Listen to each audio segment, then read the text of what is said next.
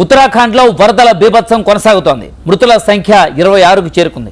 గల్లంతైన 50 మంది ఆచూకీ ఇంకా చిక్కడం లేదు. సహాయక చర్యల కోసం జాతీయ విపత్తుల నివారణ సంస్థ రంగంలోకి దిగింది. సైన్యం కూడా సహాయక చర్యల్లో పాల్గొంటోంది.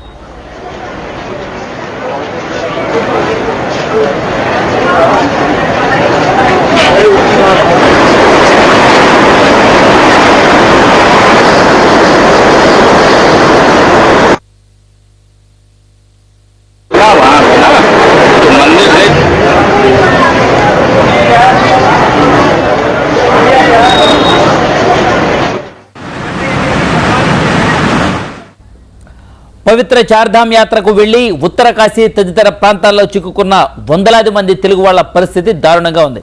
యాత్రికుల కష్టాలను TV9 వెలుగులోకి తెచ్చింది. తెలుగు వాళ్లను అన్ని విధాలా ఆదుకుంటామని ఉత్తరాఖండ్ పర్యాటక మంత్రి అమృతా రావత్ స్వయంగా హామీ ఇచ్చారు.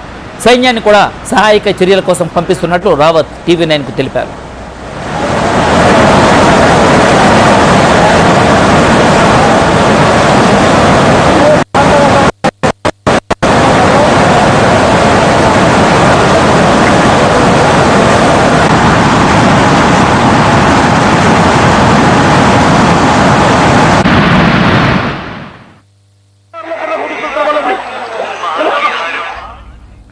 అయితే ప్రభుత్వం యాత్రికులను ఆదుకుంటామని హామీ ఇచ్చినప్పటికీ చాలా మంది తిండి తిప్పలు లేక అలమటిస్తున్నారు. కనీసం మంచినీళ్లు కూడా దొరకని పరిస్థితి. రాష్ట్ర ప్రభుత్వం కూడా తెలుగు వాళ్ళను ఆదుకోవడానికి అన్ని ప్రయత్నాలు చేస్తోంది.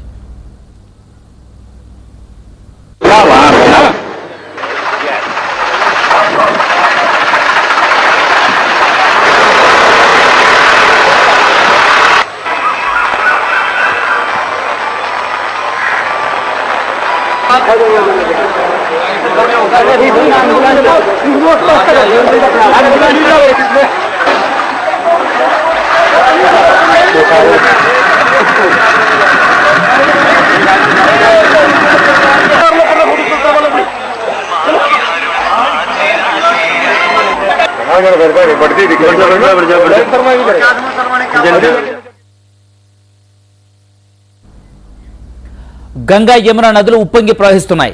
ఋషికేశ్లో భారీ శివుడి విగ్రహం ఏ క్షణంలోనైనా నీటిలో మునిగిపోయే ప్రమాదం ఉందని స్థానికులు అంటున్నారు. చిన్న చిన్న గుళ్ళు వరద నీటిలో కొట్టుకుపోయాయి. వందలాది వంతెనలు కుప్పకూలడంతో వాహనాల రాకపోకలు పూర్తిగా స్తంభించిపోయాయి. వరదల బీభత్సం కారణంగా చార్ధామ్ యాత్రను ఉత్తరాఖండ్ ప్రభుత్వం నిలిపివేసింది. దాదాపు 30,000 మంది యాత్రికులు నానా పాట్లు పడుతున్నారు.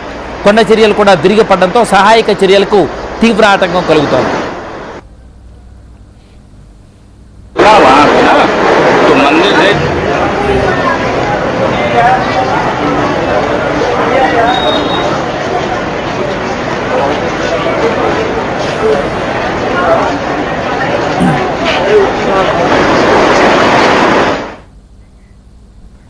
ఉత్తరాఖండ్లో వరదల పరిస్థితిని జాతీయ విపత్తుల నివారణ సంస్థ ఎప్పటికప్పుడు సమీక్షిస్తోంది. ఇప్పటికే 10 NDRF బృందాలను రాష్ట్రానికి పంపినట్టుగా తెలిపారు ఆ సంస్థ వైస్ చైర్మన్ మర్రి శశిధర్ రెడ్డి. అయితే కొండ చర్యలు విరిగిపడడంతో సహాయక చర్యలకు ఆటంకం కలుగుతోందని అంటున్నారు.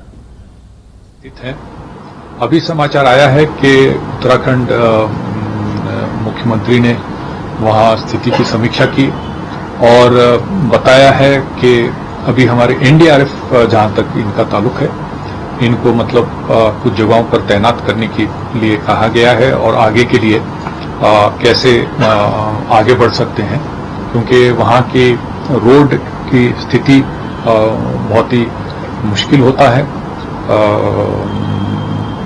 भूस्खलन लैंडस्लाइड की वजह से काफी जगहों पर रोड सारे बंद पड़े हैं और जैसे इसके अलावा 10 हेलीकॉप्टर्स का भी रिक्विजिशन करके रखा है मगर वहाँ का मौसम जब तक साफ नहीं होगा हेलीकॉप्टर से भी वहाँ पर लोग पहुँचना मुश्किल होगा।